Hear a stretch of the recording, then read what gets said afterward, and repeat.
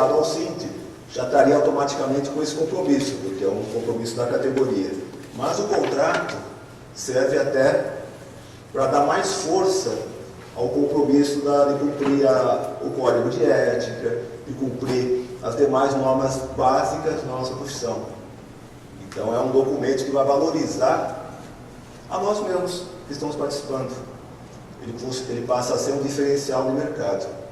E não basta apenas a gente cumprir a legislação. Cumprir lei é obrigação, não é mérito, nem demérito. É obrigação e pronto. Agora, cumprir as normas que nós estamos desenvolvendo já é um mérito. E para formalizar esse compromisso, há um contrato. E que ao mesmo tempo vai funcionar como recibo da entrega do certificado, e ao mesmo tempo é um compromisso formalizado. Quer dizer, digamos que aí hoje ela assume um compromisso que de repente não vai dar um exemplo bem maldoso, né? Que você podia aprontar de ruim. De ruim nada, não sei. Vai que ela tem lá a maior fábrica de fitoterápico no fundo do quintal dela, e ela está lá, e ela está lá vendendo para os clientes. Né? Se não tiver um contrato para poder puxar a orelha dela, vai ficar difícil. Aí o caso ia ter que parar na polícia e ia ser bem pior.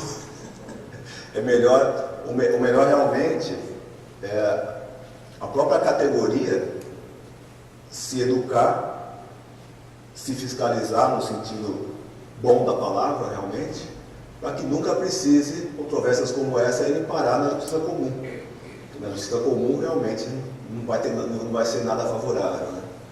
Então a gente sempre tenta uma conciliação. Mas para poder fazer isso, o contrato tem que ser assinado. Porque senão inverte, fala assim, mas quem são vocês para estar dizendo alguma coisa? Tem que ser o sindicato da categoria, nós temos um contrato assinado de cumprimento dessas normas técnicas. Né? E é claro que o processo, o objetivo não é, vamos sair daí punindo alguém. Não é isso, nunca foi o nosso objetivo. Nosso objetivo foi educar. É por isso que a gente faz palestras como essa, é por isso que criamos eventos como Holística, por isso que existem os cursos, por isso que existem os livros, que existem os sites, as orientações, os pareceres, ou seja, o material vai estar disponível para todo mundo poder compreender cada vez melhor. E em caso de dúvida, claro, é só mandar um e-mail para a gente.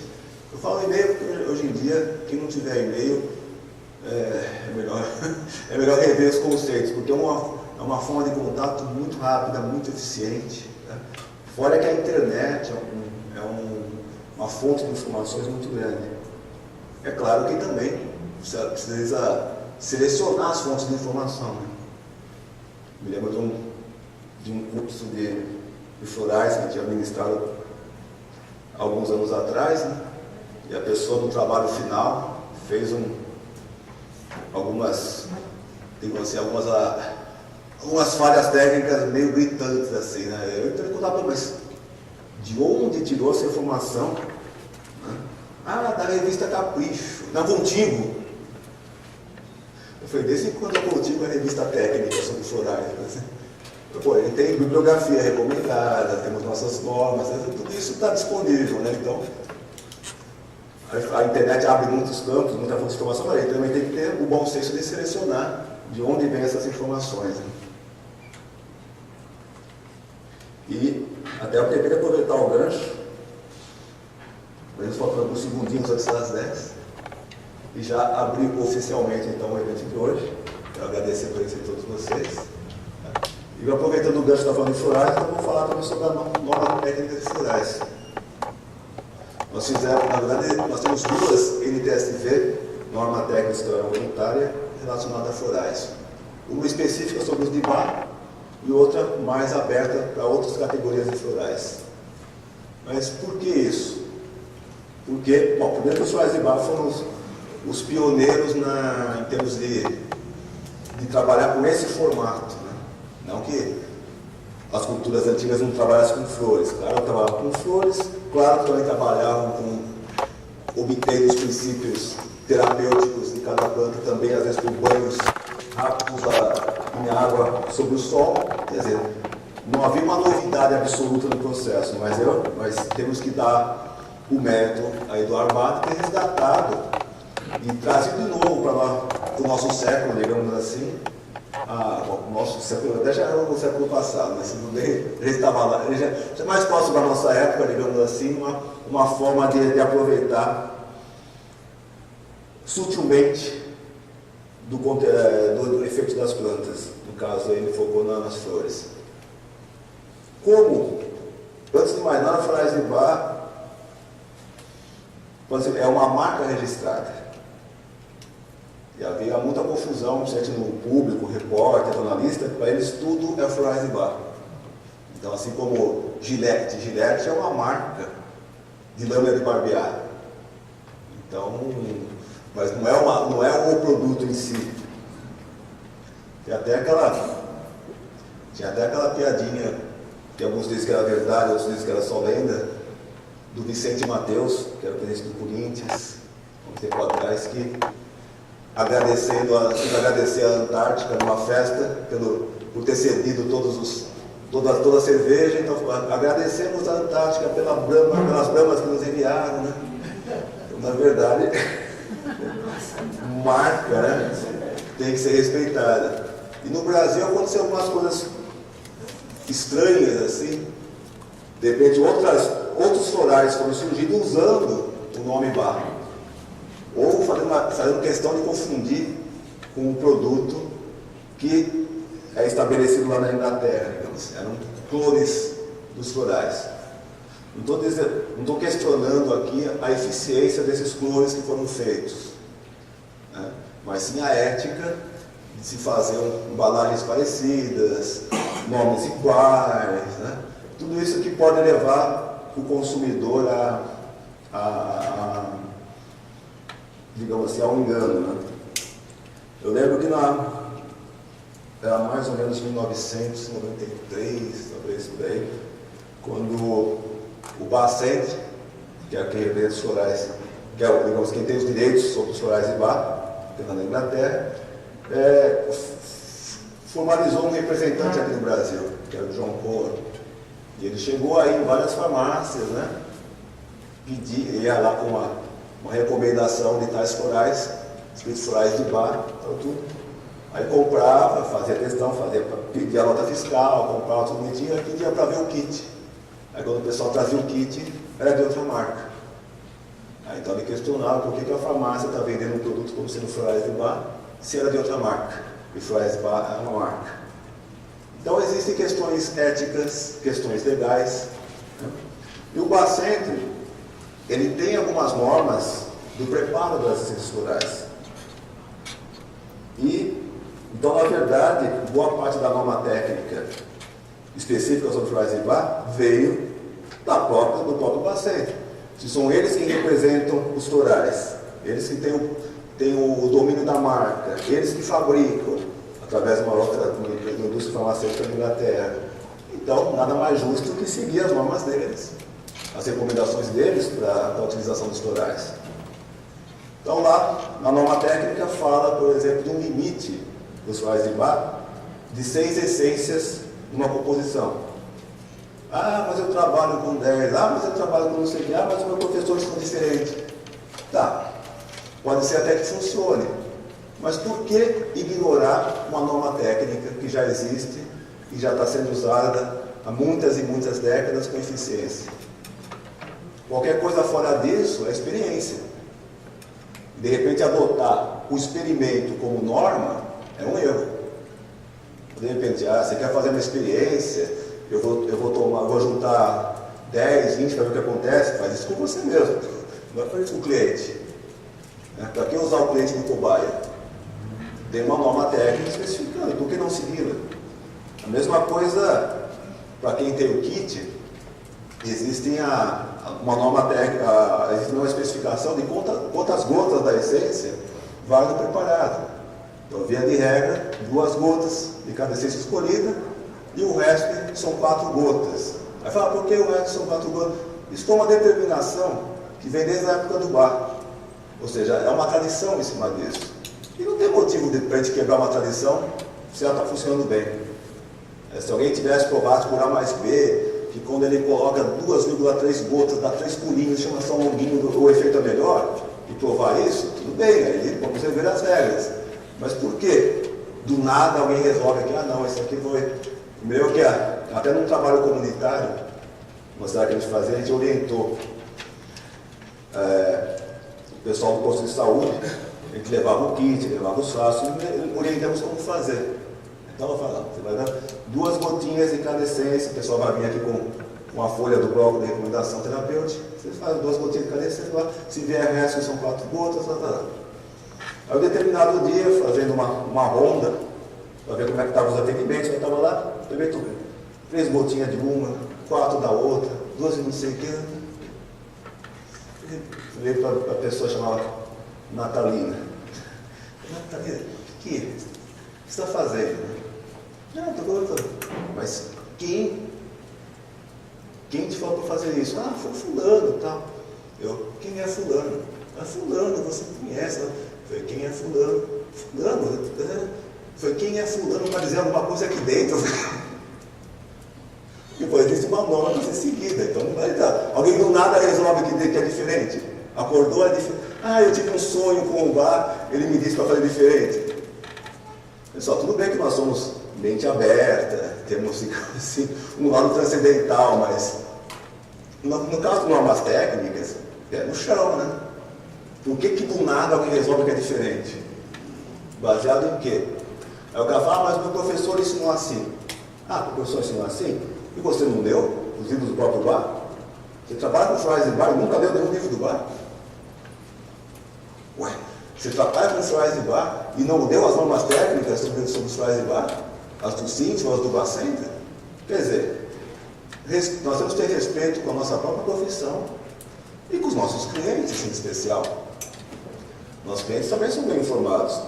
De repente ele joga lá na internet e vai ver que é diferente o modo de preparar, o modo de tomar. Aí ele vai começar a questionar. Por que o meu terapeuta cismou de colocar 10 essências florais no mesmo frasquinho, se no próprio site do Bacep diz que existe um limite de 6?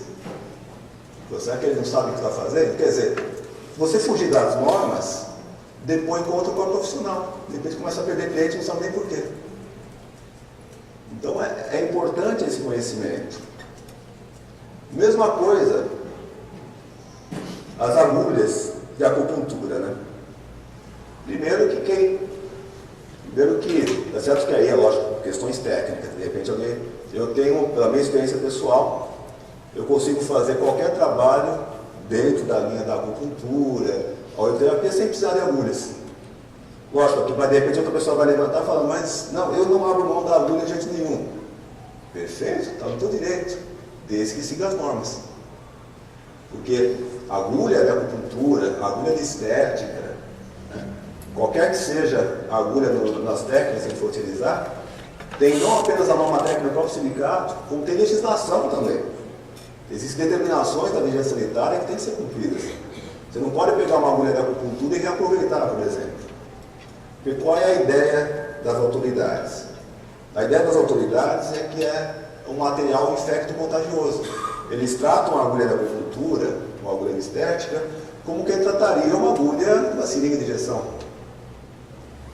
Ou seja, algo que vai estar contaminando todo mundo.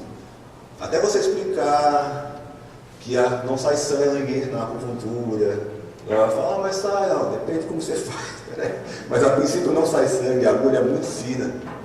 A agulha não é oca, ou seja, não reteria sangue também. Mas para que se dá a esse debate todo, se é muito mais simples comprar a agulha descartável de uso único. Tanto é que a nossa norma técnica, que envolve a auriculoterapia, a que envolve a acupuntura, chegou a esse consenso. Agulha descartável de uso único. Comprada com nota fiscal. Guardem a nota fiscal também, caso desse uma fiscalização, fala, onde são essas agulhas aí? Porque a própria agulha que a gente compra tem que ter um registro sobre a sanitária. Então não é comprar no camelô da esquina, digamos assim, só porque é mais barato. E pelo amor de Deus, né, uma agulha descartável sai menos de R$1. Não existe motivo palpável para alguém não usar isso. Só que é o que acontece também. O descarte da agulha não é simplesmente jogar no lixo, não. Existem regras para isso. As regras para descarte de agulha de acupuntura, ou de estética, ou o que for, é a mesma para descarte de agulha de injeção. Tem que ir no material, numa embalagem própria, algumas são de papelão, outras são de plástico, como essa, que vem escrito mesmo, né? Descarte de material infecto contagioso, tudo com registro de vigilância sanitária, todos os detalhes de que essa é uma forma de descarte. E ainda assim, isso aqui ainda vai no outro saco, escrito tudo isso de novo, e ainda assim não vai no lixo. Tem coleta seletiva para isso. Cidades grandes, com CRT, entre coleta com a prefeitura, se cadastra para que de tantos e tantos dias eles venham fazer a coleta do material. Cidades menores, teria que se informar realmente com o farmacêutico como é que ele faz. E de repente ver como pegar carona nesse processo. Sanitária tem 2 a 3 vezes na semana, quando você faz o comércio para ISS, vigilância. Varia de cidade em cidade. Algumas são mais organizadas, outras não. Aquelas que realmente não tem nenhuma coisa, tem que se informar com o hospital da cidade, com o farmacêutico. O farmacêutico seria talvez mais amistoso para um contato como esse. Né? Mas existem outras alternativas também. Aparelhos como esse. Eles desintegram a agulha. São elétricos. O que coloca a agulha aqui dentro, a agulha recebe um choque, uma descarga elétrica e ela desintegra, fica pó. Então só vai ficar mesmo com o cabo da agulha que não teve contato com a pele e nada. Aí poderia ser descartado apenas esse cabo da agulha de uma forma convencional. Quer dizer, existem alternativas para quem quiser realmente trabalhar com agulha. Agora não tem mais cabimento naquela história de leva o estojinho para casa, vende as agulhas para a pessoa levar para casa. Quanto é o preço da consulta de acupuntura? Ela cobra R$100. E se tiver que usar agulhas? R$100. Se não tiver que usar agulhas? R$100. Ela está cobrando pelo trabalho dela, pelo serviço prestado, pela terapia, e não pelo produto consumido. Né? Mesma coisa florais. Se a pessoa que fizer a questão de ter um kit no consultório, e kit é o quê? Nota fiscal, não adianta mandar vir lá no Paraguai, então você não vai ter nota fiscal. Se baixar uma fiscalização, alguma coisa, se não tiver nota fiscal daqui, você vai estar com um produto de procedência duvidosa e pode ser enquadrado como crime contra a saúde pública, que é inafiançável. Então, digamos assim, levaria se tivesse os florais no seu consultório. Agora você, não gastar, eu gastei demais ela, agora não vai pegar para você não. Ela está lá com o kit dela, porque ela gosta dela mesma preparar, tal, tudo, blá, blá, blá. Quanto é a consulta de terapia floral? R$100. E com florais? Você tirou só R$100. E se não tiver que floral nenhum nessa? R$100. É o trabalho dela, não é o produto que ela está vendendo. Então, existe, muitas vezes os fabricantes de produtos, em estética é muito comum isso, tentam convencer a pessoa que o lucro dela vai vir da venda dos produtos. Você faz até consulta de graça, mas vende o produto, não sei o que, lá. Como isso, qual é a imagem que está passando para o público? Tipo, o trabalho dessa pessoa não vale nada, portanto ela não cobra, o que vale é o produto. Essa é a imagem que a gente quer passar para a sociedade? Nosso trabalho não vale nada, o que vale é o produto que a gente está usando? Então é bom rever.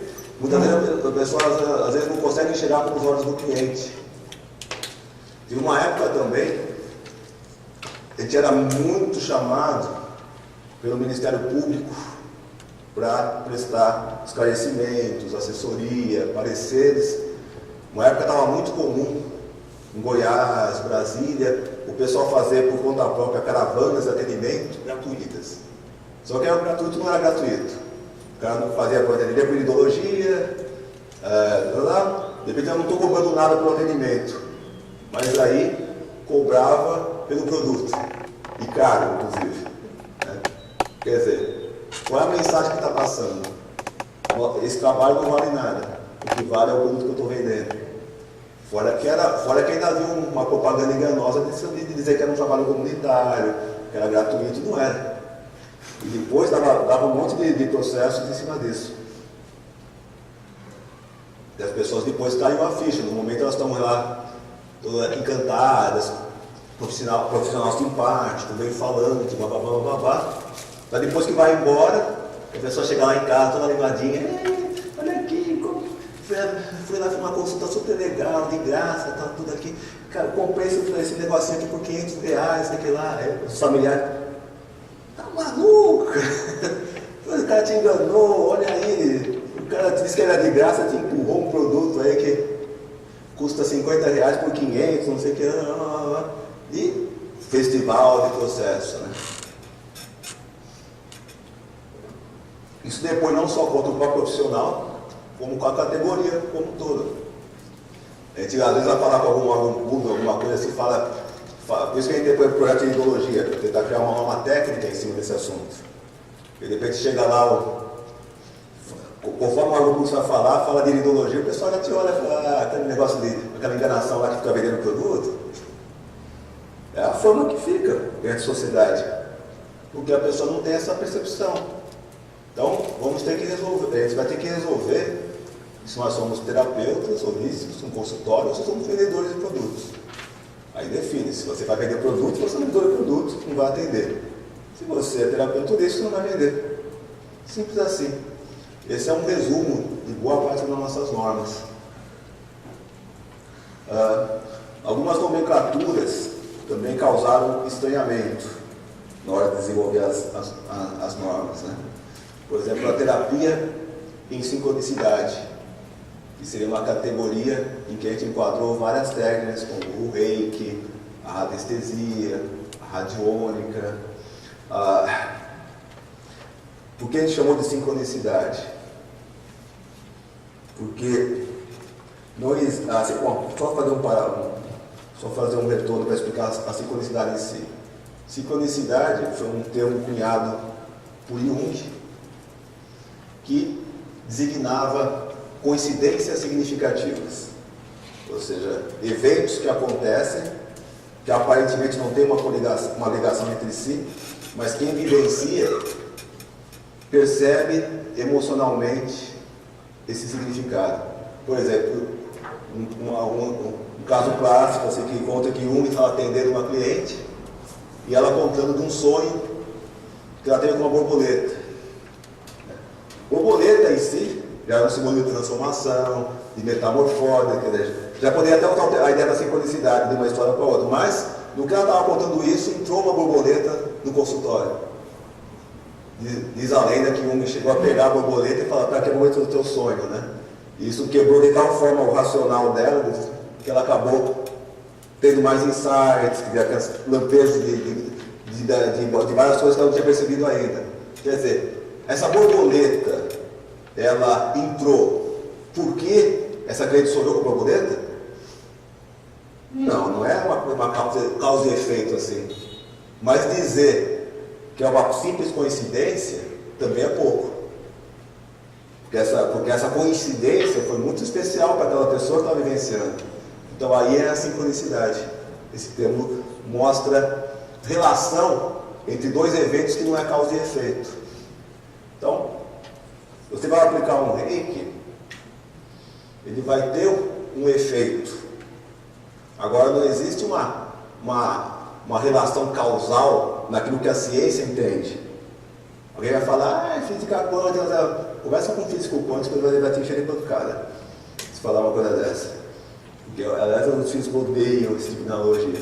O pessoal confunde metáfora com ao pé da letra. Uma metáfora é uma coisa, é como se fosse, não dizendo que a física quântica explica, que a física quântica nunca lidou com reiki, nunca lidou com nada na nossa área, eles ignoram o seu entendimento, o trabalho deles é outro. Né? Mas existe uma relação entre a aplicação e aquilo que acontece. Eles podem, então, classificamos isso como uma sincronicidade. Há uma relação não explicada por causa de efeito, mas há uma relação. Mesma coisa em relação à anestesia, radiônica, existe uma consequência do trabalho, uma consequência terapêutica.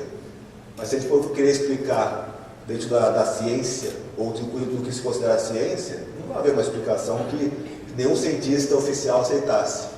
Mas existe algo significativo acontecendo. Por isso que a gente classificou como sincronicidade. Então, alguns termos foram trabalhados para traduzir e integrar técnicas variadas. Porque o que acontece? Muita gente pensa, por exemplo, que a carteira, que ela não é uma carteira, que ela é uma lista telefônica, né? A pessoa vai, eu quero que conste na minha carteira. Vai lá, de acupuntura, cadê os enxates? Até os enxates, eu quero tudo aqui na minha carteira. Primeiro que, aí a carteira tem que ser desse tamanho, né? Agora com o chip não. Oi? Agora com o chip tudo bem, aí é possível. Mas visualmente não tem como. Fora o seguinte, que é preciso haver até por uma questão de praticidade, até uma questão de criar normas, precisa haver um agrupamento entre diversas técnicas diferentes. Porque um dos fatores, a gente pode aproveitar também tudo que a classe médica fez de bom também entre si. O que os une, antes de mais nada? Porque eles são médicos. Então, de repente, ela é ginecologista, ele é pediatra, ela é psiquiatra, de repente ela, sei lá, vamos ver outra especialidade aí. Urologia, ela que falou, ela é urologista, então, ele é proctologista, mas todos têm de repente no seu dia a dia algo na sua placa lá, mas antes de mais nada eles são médicos. Então a nossa categoria precisa perceber que, independente dela dizer que ela é acupunturista, dela dizer que é reikiana, dela dizer que é terapeuta floral, dela dizer que é anestesista, antes de mais nada, vamos nos unir com um nome comum, que a princípio foi terapeuta, e que a gente acrescentou o holístico com o decorrer da evolução do sindicato, por uma questão de evitar um confronto, uma confusão com o terapeuta ocupacional e com o fisioterapeuta. E, ao mesmo tempo, a gente não abriu mão da amplidão. Porque terapeuta, aquele que trata, aquele que harmoniza, aquele que equilibra, ou seja, é super amplo. Qualquer coisa que você coloca junto com a palavra terapeuta, você diminui o contexto. Então, fisioterapeuta, o cara pegou, ele especificou que ele só trabalha o físico. Terapeuta ocupacional, ele especificou que trabalha só ocupacional. Então, que palavra a gente poderia acrescentar à terapia sem diminuí-la? Aí veio a ideia do holístico, que é o órgãos e a totalidade. E era numa época realmente em que o holograma também estava virando moda, a ideia do holograma seria... O holograma é aquela imagem muito mostrada em filmes de ficção científica, em que há uma projeção 3D de uma imagem, de uma pessoa, coisa assim. Não chegamos ainda a esse grau de desenvolvimento, mas pelo menos não aparelhos que possam ser facilmente, digamos assim, adquiridos, né? Mas existem projetos nesse sentido, mas a ideia é que da holografia é que a placa que gera essa imagem, que é uma placa feita com laser, uma curiosidade da holografia é que se quebrasse essa placa em diversos pedacinhos e fossem realmente iluminados para poder fazer o holograma surgir, cada pedacinho não mostraria um pedaço da imagem inteira, mostraria a imagem inteira também. Ou seja, o todo está contido em cada uma das partes. Então a ideia do termo holístico veio muito a calhar. E, sincronisticamente, digamos assim, parece que o mundo todo adotou ao mesmo tempo. De repente a gente adotou aqui no Brasil, nos Estados Unidos também havia, na Europa também havia, o termo foi meio que vingando. Até mesmo o símbolo da profissão, até para não fugir muito nas novas técnicas. O próprio símbolo que a gente elegeu foi o símbolo do infinito, que é o matemático, o outro deitado, que é o próprio desenho mostra que você pega um todo, né? Muitos países adotaram também o infinito, para nosso país a mesma proposta. E não houve contato entre ninguém. Foi realmente um movimento surgindo espontaneamente. E por que a conveniência? Porque, aliás, essa é uma das normas nossa, a NTSV TH004, fala justamente sobre o símbolo da terapia holística. Porque o que acontece? Muitos colegas nossos pegam o símbolo da medicina, que é de outra profissão, e usam nos cartões. Quer dizer, prato cheio para ser acusado de que está de falsidade ideológica, está se fazendo passar por outra profissão. Ou pior ainda, às vezes o pessoal pega e... Não, pior não sei, mas o pessoal pega e modifica. Ah, eu peguei o símbolo da medicina, mas coloquei uma pessoa segurando assim um pezinho, assim, o símbolo da medicina na mão. Pior que eu já vi cartão assim, sem brincadeira. Eu falei, aí você está adulterando uma marca registrada de terceiros, digamos. Não sei o que é pior em termos legais ou em termos morais, né? Então, a boa parte das profissões buscavam símbolos que fossem neutros, né? Por exemplo, psicologia usa a letra grega, né? Então, na nossa profissão, algumas pessoas sugeriram na época de criar um símbolo, usa yin yang. Yin yang, tudo bem. Mas é específico de uma das vertentes, uma das técnicas, e não de todas as técnicas que a nossa profissão aborda. De repente é da tradição chinesa, mas não é da tradição ayurvédica. Se você, de repente, puxar para um lado, porque você vai estar sendo injusto com o outro. Então a ideia é realmente adotar a mesma lógica das profissões, ou uma letra grega, ou de repente um símbolo matemático. E nada melhor que o símbolo do infinito. Realmente veio bem a calhar. E por que usar esse símbolo? Porque é um símbolo da nossa profissão. Ah, mas eu pensei num outro melhor. Olha, quem sabe, não estou dizendo que é perfeito, mas é um símbolo que traduz tudo o que nós fazemos e é diferente de todas as outras profissões. Então, nós estamos buscando o quê? O nosso diferencial. Mesma coisa em relação às técnicas, né? Se a gente for listar todos os nomes que os nossos colegas e nós mesmos damos para as técnicas, olha, não caberia nessa sala. Então, o que é preciso fazer como órgão de autorregulação da profissão? O sindicato começou a agrupar, até para entendimento, senão, de repente, como é que você vai conseguir comparar ou até mesmo organizar um movimento onde cada um dá um nome diferente para a mesma coisa? Então aí surgiram as modalidades. Então, de repente, na carteira vão 3 modalidades, as 3 principais modalidades. Cada modalidade agrupa uma quantidade grande de técnicas. E agora fala, mas eu queria mais modalidades. Se você for parar para pensar, por exemplo, o médico, um exemplo. O médico, ele tem a profissão, o médico, e ele pode, independente de quantas técnicas ele exerça, ele só pode registrar 2 especialidades. Ele já é geral, clínico geral, com formação, e se ele for se especializar, ele vai ter no máximo 2. Fora isso, você não vai reconhecer, não vai impedir a pessoa de exercer, mas não vai reconhecer.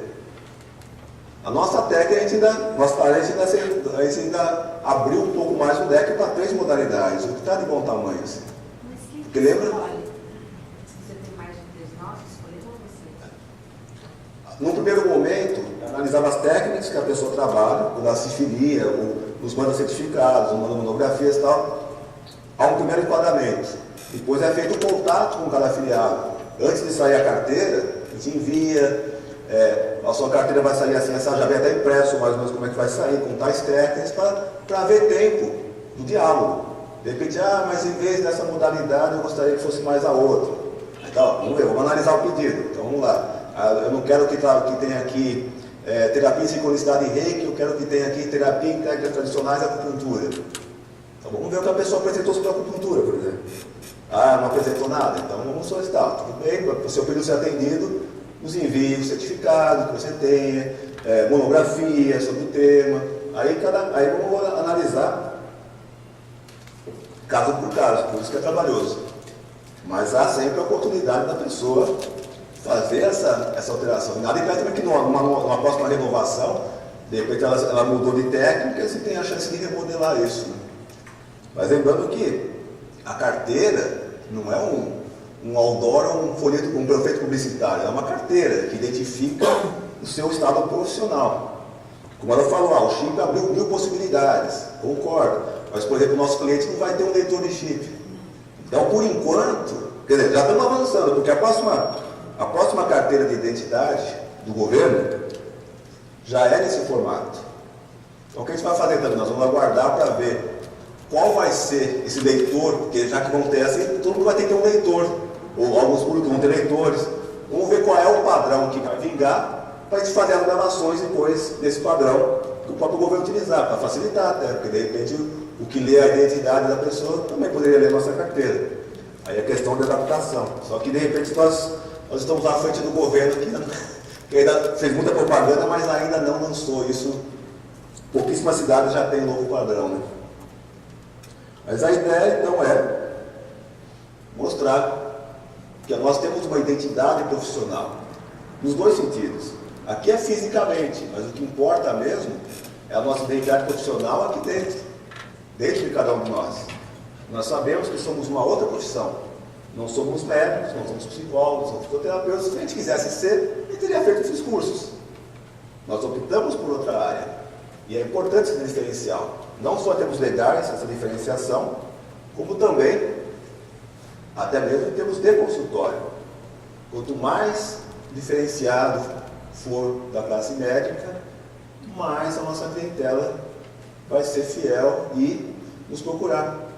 Eu falei, lembra que não adianta se vestir igual ao médico, falar igual ao médico, atender igual ao médico. Nosso cliente já tem médico, ele não precisa de mais um. Ele vem no nosso consultório porque ele quer algo diferente. Tudo bem, não precisa também colocar um turbante e ficar sambando cada um, não sei que seja isso a roupa da pessoa do dia a dia, digamos, mas a ideia é que o nosso cliente espera uma postura diferenciada nossa. E essa postura não é só no nome, não é só no papel, não é só na carteira, é no nosso dia a dia mesmo. Nós vamos ser aquele que vai ouvir o nosso cliente. Aliás,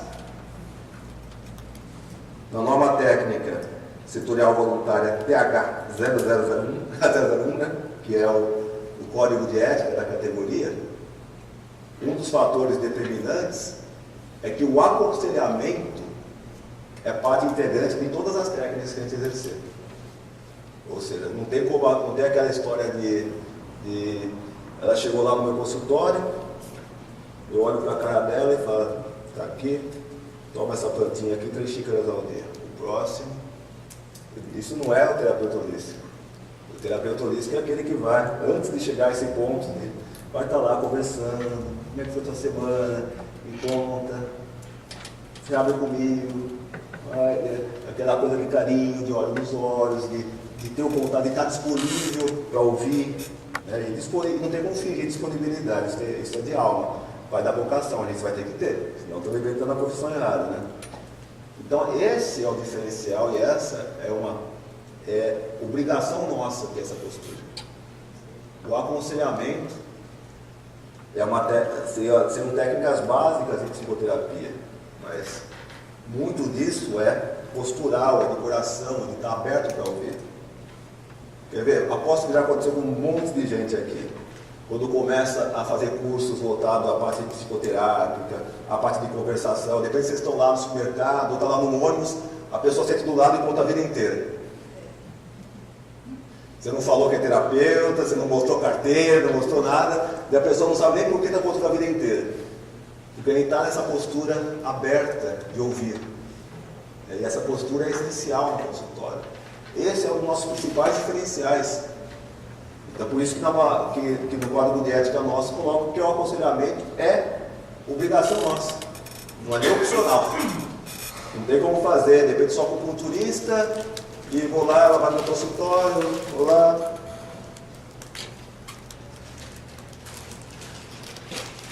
Minha assistente volta enquanto tem as alunas. Não, isso não somos nós. Isso pode ser outra profissão, mas não é a nossa.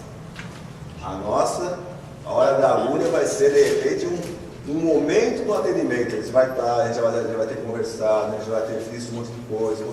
Quer dizer, esse diferencial é fundamental. E mesmo durante, como eu falei, uma matéria também, TH, acho que ACUP 001, que é o de acupuntura, que mostra que o profissional não vai deixar também o cliente abandonado, digamos, no momento das aplicações. Ele vai permanecer junto, a pessoa não vai estar isolada, porque nessas horas vai haver conversação, vai haver insight, vai haver percepção. A mesma coisa, até mesmo em relação à estética, também tem novas técnicas em relação à estética. A pessoa também não vai ficar solta lá durante a aplicação. A gente vai estar lá conversando, a gente vai estar interagindo, a gente vai estar aproveitando esse tempo de atendimento, porque o nosso trabalho é esse. Aplicar o aparelho, aplicar a agulha, é um detalhe desse trabalho, mas não é a alma dele. Até mesmo a escolha dos florais, ou de terapia floral. O floral, escolher a essência, o cliente faria sozinho. Não precisaria da gente. É muito simples, na verdade. O nosso trabalho, então, é além disso. Aí que entra a conversação, a psicoterapia, o acompanhamento, ajudar o cliente a entender a si mesmo. Ou seja, o foco do nosso trabalho é autoconhecimento. Ajudar o cliente nesse processo de autoconhecimento. Ser o catalisador do cliente no seu processo de se encontrar. Ou seja, a gente busca qualidade de vida. Foi o que foi comentado ontem, em cima daquela pergunta maldosa que queriam ver se o Kim ia preso lá, falando de doença, tal. Mas o pessoal comentou que o foco é a qualidade de vida. Não tem como a gente dizer, cura, tanto cura, eu falei, termos legais se enquadram em curandeirismo e propaganda enganosa, porque você não pode prometer um resultado absoluto. Resultado absoluto você só pode prometer em religião. Então a palavra cura só tem cabimento legal na religião. Fora disso, nem médico nem nós não teria um enquadramento para a palavra cura. O problema é que se o médico usa, não acontece nada. Se a gente usa, logo vem um processinho aí. Então esses cuidados até não só de semântica, não só de legislação, mas até também pela alma da coisa. Né? Nossa proposta que a gente pode conseguir realmente é melhorar a qualidade de vida. Ou depende até da qualidade de morte, depende da pessoa, pode ser que a pessoa no processo de passagem mesmo. A gente não vai fazer milagre, milagre não é da nossa competência, é da competência da religião. Então, mas que a gente vai conseguir melhorar aquele momento da pessoa, aquele entendimento e tal. Inclusive nos nossos eventos mensais, a gente tem passado alguns filmes que mostram situações como essa, onde o profissional, um colega nosso, digamos, de ser ficção, teria intervido, né? Um dos filmes mais emocionantes assim nessa linha é o Minha Vida, né? Em que o personagem é diagnosticado por médicos com uma doença incurável e com pouquíssimo tempo de vida. Além dele continuar com o tratamento convencional, ele também ia num terapeuta holístico. E nesse terapeuta holístico, o que acontecia? Ele tinha insights durante as aplicações. De repente ele via imagens dele da infância, os problemas dele com a família, imagens simbólicas dele na montanha-russa. Apesar de ser um filme de ficção, romance, digamos assim, é muito parecido com a gente ver em consultório. A pessoa vai ter aquelas percepções diferentes. E no decorrer da história, lógico, ele termina com ele morrendo, digamos assim, mas ele conseguiu, além de ter uma sobrevida muito maior do que se esperava, ele teve muito mais qualidade também. Ele conseguiu interagir com os pais que ele não conseguia, deixar um legado para o filho dele que estava por nascer, então ele se abria em vídeos, contava histórias, ele conseguiu, naquele curto tempo que ele estava, no tempo que ele estava morrendo, ele conseguiu fazer, de repente, mais do que na vida dele inteira. E teve boa participação nesse processo, era também a ajuda do terapeuta holístico que estava lá, onde inclusive, apesar que no final termina, quando ele morre realmente, é uma cena dele na montanha-russa, finalmente ele consegue se soltar na montanha-russa, lá se divertindo com a situação de perigo que tinha todo o simbolismo de infância dele também, mas também com a vida dele adulta. Então o nosso trabalho envolve muito subjetivo. Então o julgamento de qualidade não é palpável. Como é que você vai mensurar e saber que o trabalho vai não? Vai do bem-estar do cliente. E é por isso também, isso depende muito do entrosamento que vai ter com o cliente. Então não importa às vezes quanto a pessoa tem de conhecimento ou de técnica, vai ter que haver também uma sincronicidade daquele cliente que chega e o nosso trabalho. E às vezes o casamento é tão perfeito que flui muito bem a terapia, porque a pessoa está no lugar certo, com o cliente certo, tudo. E realmente a vida traz muito desses presentes para a gente. É lógico que ele tem a obrigação de se aperfeiçoar tecnicamente também, né? Mas vai além da técnica o nosso trabalho. Mas tudo que a gente puder fazer para melhorar a técnica é a nossa obrigação também como profissionais. E as normas técnicas são justamente para isso. E o interessante das nossas normas é que elas não são definitivas. Todas elas podem evoluir, assim como nós. Por exemplo, a norma técnica do Reiki, quando ela foi desenvolvida, todo mundo concordava que no trabalho do Reiki não havia o toque. Não precisava tocar no cliente. Hoje em dia já é controvertido. Muitas escolas, muitos grupos defendem a necessidade do toque. Isso contrariaria a própria norma. Agora, aí vai ser questão do quê? De revisão. De repente, se houve um consenso na própria categoria de que o trabalho atual do Reiki mudou, hoje em dia entende-se que o toque é fundamental, de repente não.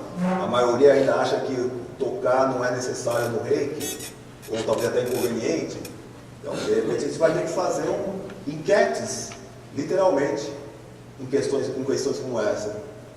Só que para poder melhorar as normas técnicas, primeiro eu preciso conhecê-las. É por isso que tem no site, é por isso que tem no tutorial terapia holística que a gente premia os filiados, que tem no material de vocês, tem também um exemplar com as normas técnicas. Vocês vão ter, eu estou contando com o compromisso de cada um, de dar uma lida, uma estudada nas normas técnicas, mesmo aquelas técnicas, estudem mesmo aquelas técnicas que não exercem, para que vocês possam conhecer aquilo que os outros colegas passam. E também, muito mais palatável, também são os anexos informativos. São pareceres, são orientações, são casos reais, que são passados também, normalmente como subsídios às normas, né? Porque a norma, ela é uma apresentação bem técnica, bem formal. Daí a interpretação dela no dia a dia é que entre os pareceres às normas e as principais já fazem parte desse material que a gente distribuiu. É esse livro aqui. Uhum. E tem também na internet. Na internet a vantagem é que a atualização é muito mais rápida. Esse livro, por exemplo, já não é atualizável, né? Se mudar alguma norma, você não vai arrancar as páginas e colocar de novo. Agora nós temos o tutorial terapia holística, já é atualizável, ele tem grampos que são abertos e ele poderia substituir as páginas, acrescentar ou tirar. Mas aí vocês avisam? Ah, não, com certeza. A ideia é que... Sim, não, claro, tudo teria que passar por um grande debate, né? A não ser que houvesse uma emergência, de repente alguma lei nova que surgisse, alguma coisa que tornasse a alteração de uma norma emergencial ou a criação de uma norma emergencial. Uma situação que está se tornando emergencial, quer dizer, ou melhor dizendo, a gente quer evitar que se torne emergencial, daí a urgência de criar uma norma específica, a gente já passou vários pareceres sobre isso, em relação aos nossos colegas que trabalham com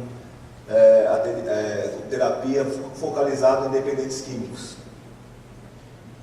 Existe uma legislação muito rigorosa em cima disso. Muito rigorosa. E os cursos que estão por aí, normalmente feitos em igrejas, em casas, em pastorais, às vezes em entidades evangélicas, está normalmente muito vinculado com religião esses cursos, estão ignorando totalmente a legislação. Ou, às vezes até pior, citam de uma forma equivocada. Por exemplo, uma das legislações mais citadas para justificar os cursos, a possibilidade de internação, é uma lei que foi revogada há já muitos anos, e com grande festa quando ela foi revogada, porque não sei quantos daqui são da época da ditadura.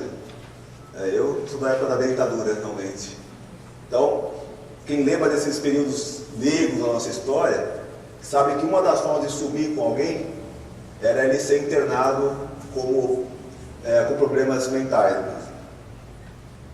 Então, ou já matavam de vez, ou de repente, se for uma situação mais light, a pessoa era declarada insana e subiram com ela em algum sanatório ou coisas piores, mas oficialmente estava no sanatório. Então, existia uma lei no período militar que autorizava o governo a fazer essas internações. Então, essa lei, quando foi revogada, ela foi muito comemorada, justamente para mostrar que agora, não é porque eu não gosto dela, vou internar ela, porque eu tenho poder sobre o governo, não gosto dela, ela está me enchendo o saco, vou mandar internar e pronto, né? Então, quando essa lei foi revogada, ela foi muito comemorada. E esses cursos citam essa legislação como se ela estivesse em vigor e como se fosse uma coisa boa. Tipo, não, você pode internar a força sim. Ensinam isso nos cursos.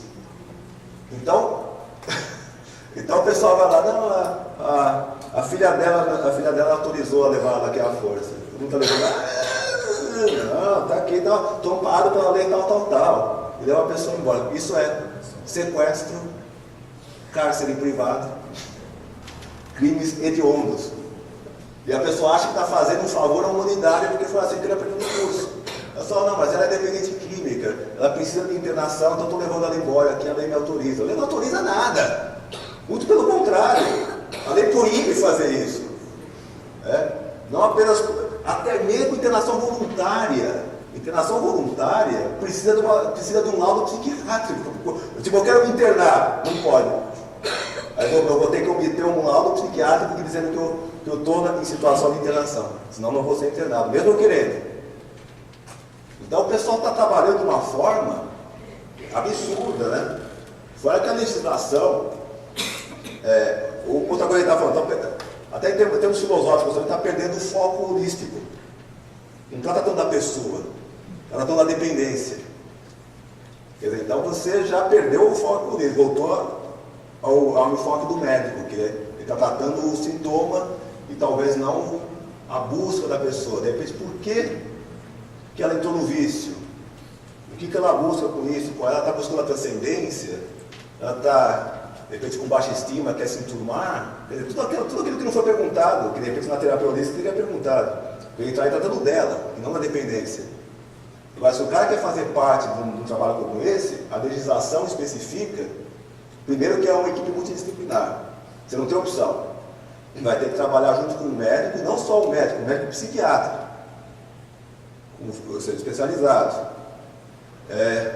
O local em que vai ser esses tratamentos tem 1000 requisitos, quase igual ao hospital. E tem que estar com autorização especial da vigilância sanitária. Então não é, o cara faz o curso lá e sai todo feliz com o diploma na mão, eu sou terapeuta de dependência química, eu vou treinar todo mundo na minha casa, vou ajudar a humanidade, mas o cara está feito a legislação. Por sorte, não está tendo prisão em massa nesse sentido, mas seria muito fácil acontecer isso. Então o sindicato já passou, está publicado no nosso site, orientações quanto a isso. Fizemos tanto em forma de parecer, como também fizemos em forma de artigo na revista da terapia holística. Mandamos e-mail para os filiados que a gente já detectou, estava tendo esse tipo de trabalho, esse tipo de linha. Quer dizer, então, a norma técnica, às vezes, pode se tornar emergencial. Num caso como esse, nem é tanto norma técnica, é mais uma orientação mesmo. Conhece a legislação que você está citando aí. O pessoal coloca no site, né? De repente assim, interne seus entes queridos para tratamento, em conformidade com a lei tal, que é aquela lei da ditadura. Quer dizer, na nossa área também há muita ingenuidade. Mas de repente, ela vai me ministrar um curso para mim, o que você poderia ministrar um curso, mulher? Tá bom. Então, ela é minha instrutora, ela é minha mestre, então eu paro de questionar, sendo que uma das obrigações do discípulo é questionar o mestre. Então, de repente, ela vai falar que tarô, para fazer tarô, você tem que fazer num pé só, assim. E de repente, tarô balé, vai. De repente vai, e eu de repente, não, ela me disse, eu não questiono mais nada. Então, tudo bem, aqui deu um exemplo divertido, tal, mas no caso, por exemplo, da dependência química, o pessoal faz um curso, está lá a legislação, o pessoal nunca entrou na internet para ver o que diz aquela lei que está sendo citada lá no curso. Que é o contrário do que estão fazendo. Então, há muita ingenuidade na nossa área, há muita tendência a endeusar. Então é o sim, mestre falou, não há mais questionamento. Não, a obrigação do discípulo é questionar o mestre. Deus tem que ter muito que perceber. E mais do que isso, não é só questão de ser pirracento de questionar o mestre. Nós temos uma obrigação para com a sociedade. Nós temos uma obrigação para com nossos clientes.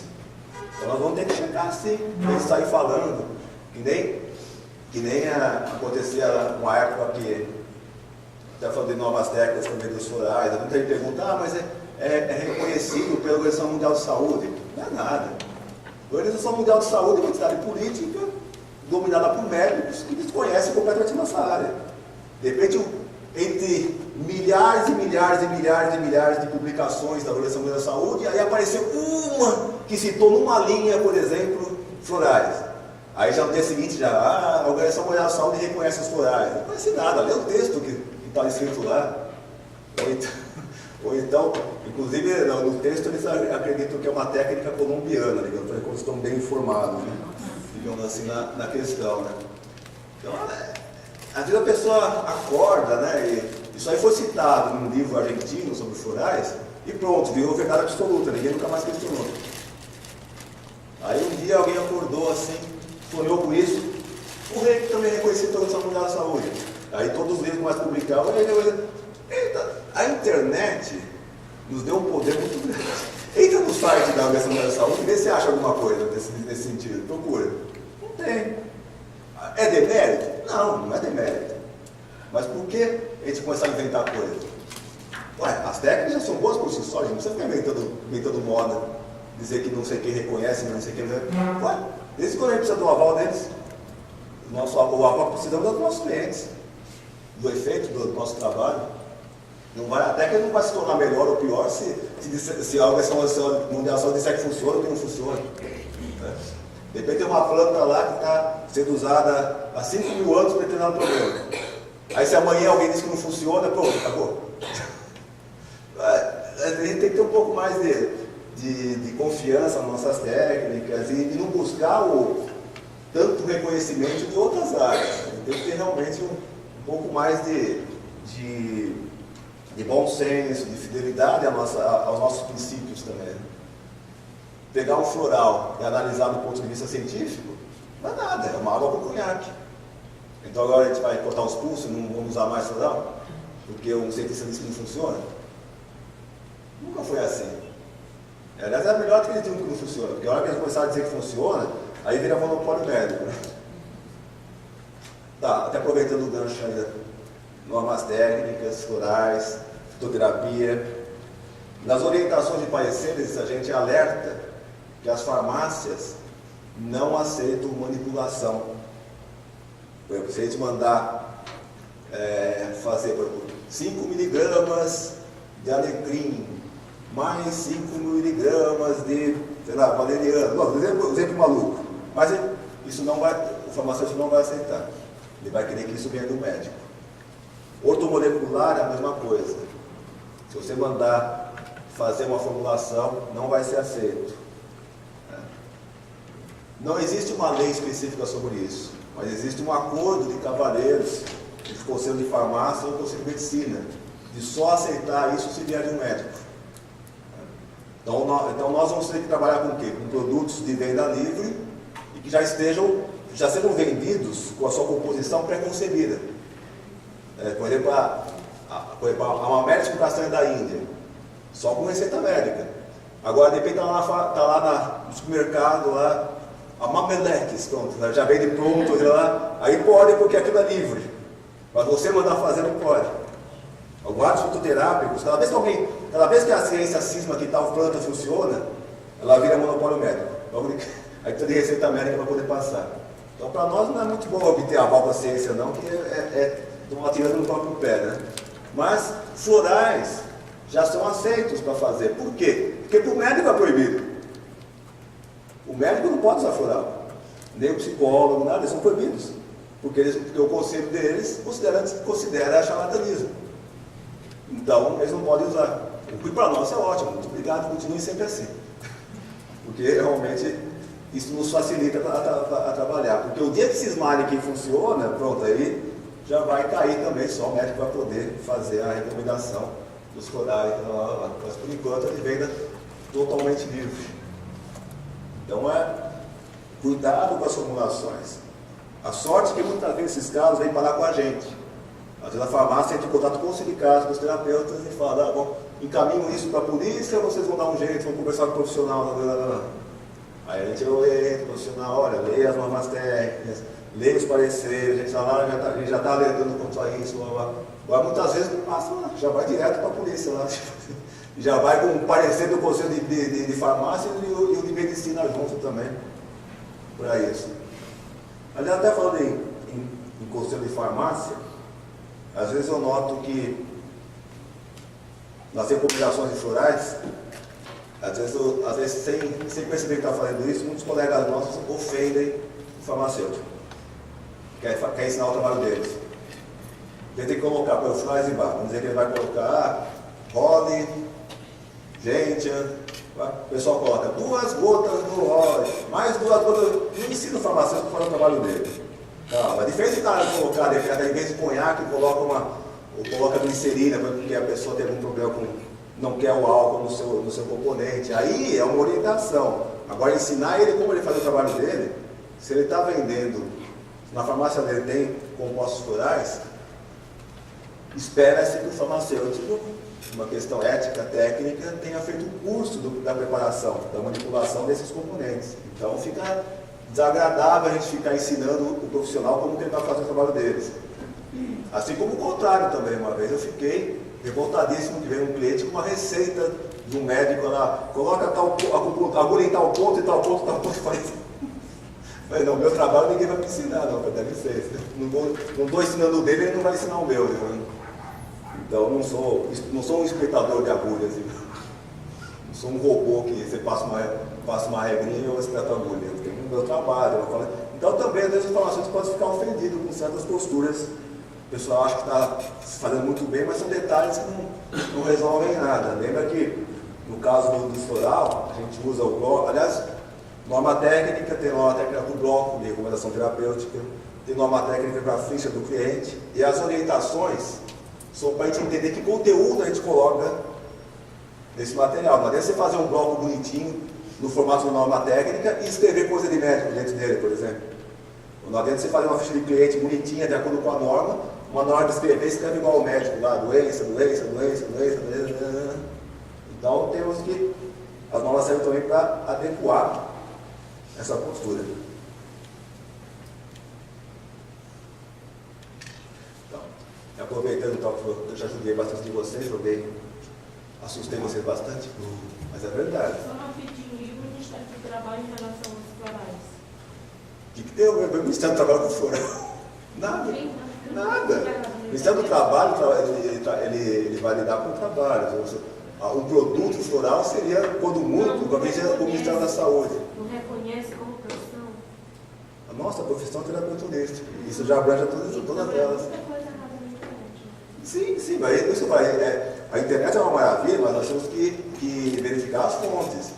Em caso de dúvida, o Sindicato dos Terapeutas é a entidade oficial da profissão. Então não adianta dizer que na Contigo saiu que. Olha o foco de cada entidade. A Contigo é uma revista de fofoca.